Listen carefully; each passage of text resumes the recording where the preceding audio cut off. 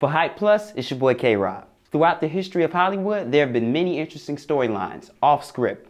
But there aren't many stories more compelling than the rise of Hollywood starlet Eartha Kitt and her iconic stage presence. Many remember Kitt from her signature purr that she seamlessly added to many of her movie roles throughout her career. She was known for her extreme sex appeal and seemingly cat-like appearance. Both would come in handy for arguably her biggest role as Catwoman in the 1960 classic live-action TV series, Batman. You also may know her from the animated comedy film, The Emperor's New Groove, as the voice of Yzma, or perhaps for her role as Lady Eloise in the cult classic film Boomerang starring Eddie Murphy. Eartha experienced much success in Hollywood during her time and on Broadway, but her outspoken personality would almost cost her a career of a lifetime, putting her at odds with the most powerful family in America. On top of being incredibly talented, Kitt was also famously outspoken on political issues affecting the black plight in America. Eartha herself was born of mixed race, with her mom being black, Cherokee Indian, and her father being white. She dealt with a lot of racial discrimination from her own family in the South for having a lighter complexion. They referred to her as Yellow Girl. Heavily mistreated by her family, her aunt in New York City would send for her after receiving word of physical and verbal abuse Eartha was enduring by family. Kitt was 8 years old by the time she relocated. Her experience in New York City with her aunt was a similar story. The verbal abuse would continue. Eartha could tell she was not the most welcome. In an interview on Speaking Freely in 2001, Eartha described her time in New York City with her aunt. She was a very beautiful woman, and she didn't know anything about taking care of children. I thought that I was in the way. While tensions were high at home, Eartha began dancing at the New York City School of Performing Arts. She would hone her skills for several years in the wait of opportunity that could take her away from living with her aunts. At the age of 16, Eartha was presented with such an opportunity. She met another dancer who happened to dance for the legendary Katherine Dunham, a world-famous African-American dancer known for incorporating Afro-American, Caribbean, South American, and African styles and themes into her ballet. The young dancer needed help finding makeup for Mrs. Dunham and asked Eartha if she could help her find some good makeup. Kitt responded, "I'll take you to the makeup shop if you introduce me to Dunham." The two made a deal, and the young lady introduced Eartha to Miss Dunham. Kitt would begin dancing for her during the rehearsals, and she was eventually awarded a full scholarship to the school. She toured with the school throughout the United States, Mexico, South America, and Europe. However, she would decide not to return to the U.S. with the school, but to remain in Paris, where she was able to build her popularity singing in nightclubs, which opened doors for her singing career and her eventual path to Broadway. Her music career would take off in 1953 with the release of her iconic Christmas jingle, Santa Baby, which was and still is a holiday classic in many households.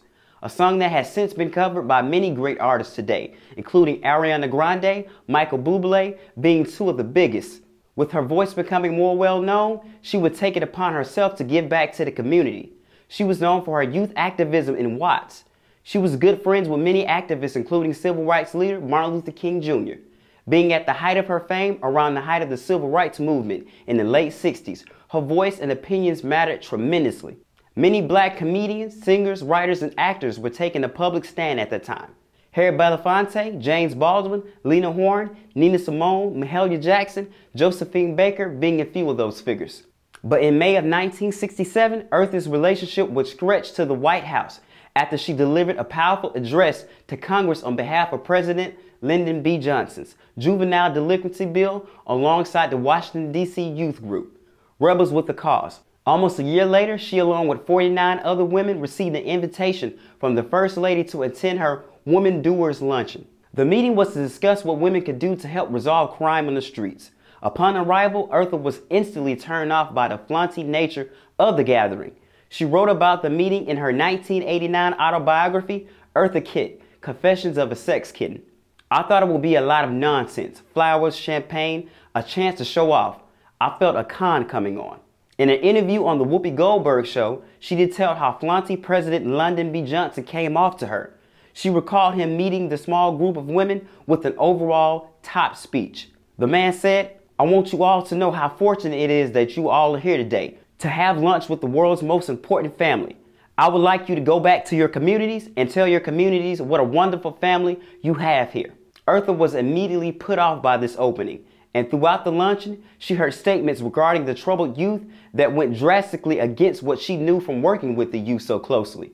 She began raising her hand throughout the meeting, but was never called to speak. Near the end of the meeting, the floor was open for comments and to exchange ideas, and Eartha would take a stand at that moment that would affect her career for years to come. While listening to Lady Bird Johnson address the room, Eartha couldn't help but feeling the youth were being falsely depicted, represented by her blanket assumptions, not seeing the more complex issues facing the young American youth. Eartha went at the First Lady in front of the entire congregation of women, which included governor wives, female activists from various women advocacy groups, such as the Association of Colored Women's Club and the League of Women Voters. Many publications had misinterpreted her words to make her seem manic.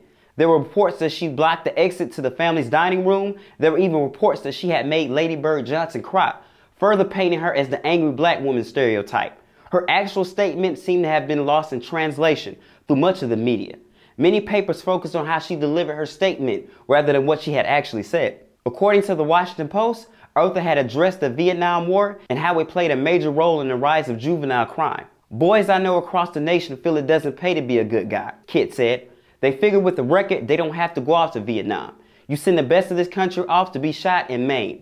They rebel in the streets, they will take pot and they will get high. They don't want to go to school because they're going to be snatched off from their mothers to be shot in Vietnam." Besides her disagreement with the First Lady in the late 60s, the Vietnam War itself was a very hot button topic. Anyone who opposed the war was subject to be scorned by the media and to lose work. Muhammad Ali being the most well-known example of how far the government censorship could go. Ali lost his heavyweight title and his ability to fight professionally, all due to opposing the war and refusing to enlist due to religious beliefs. Ali was being banned from boxing for 3 years before he was able to pick up the gloves professionally again. He found work doing public speaking at various colleges and events. The swift censorship of Eartha Kitt was no different. In her interview on the Whoopi Goldberg show, she recalled one of the ladies standing up in her defense of Lady Bird Johnson, saying, "I have you know, I have 8 sons. I will be glad to donate each of them to Vietnam." After the luncheon, she began to notice venues she frequently performed at were now canceling her performances. Hollywood execs were no longer sending her casting calls. Broadway had even closed their doors to her. "Within 2 hours, I was out of work," she said in her 1990 interview on the Sally Raphael show. She was being blacklisted.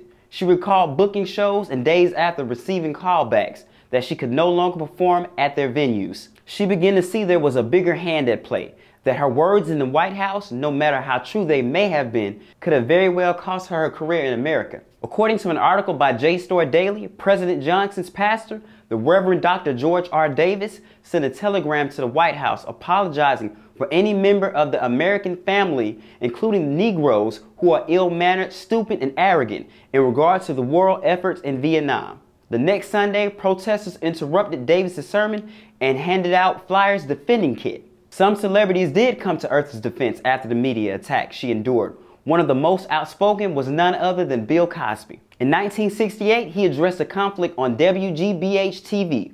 "What's happening, Mr. Silver?" She is an artist. She is the kind of woman that will say what she means and what she feels. Eartha works with those children in Watts. She knows how they feel. And it was on her mind? I do imagine so. Many black kids listen to people in the streets, listening to their parents, who say this is not our country. Why are we pressing ourselves on the white man? An awful lot of kids are put down because they go to the service or they join the service. There's an awful lot of turmoil going on. And this is probably what's in Eartha's heart and the problems that happen to be hanging on her mind.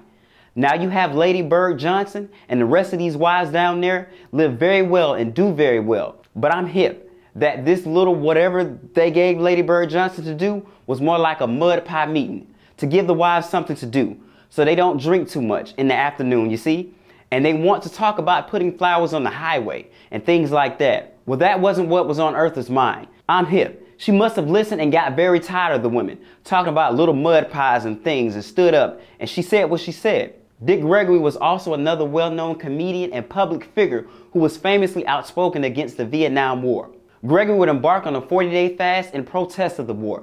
Gregory would explain his efforts in an interview with NPR in 1973. By fasting, you cannot change the mind or heart tyrants. You cannot make bad people good people. That's not the intention of fasting.